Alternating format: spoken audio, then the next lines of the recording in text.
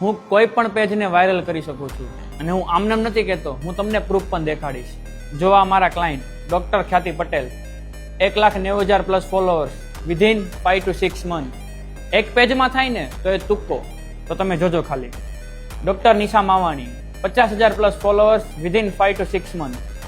Same આવા result family and ફાઇનાન્સના 70,000 plus followers within 4 to 5 month. Same આવા result CA Ishwar Jivani, 22K plus followers within 5 to 6 month. And આ બધા organic જ છે.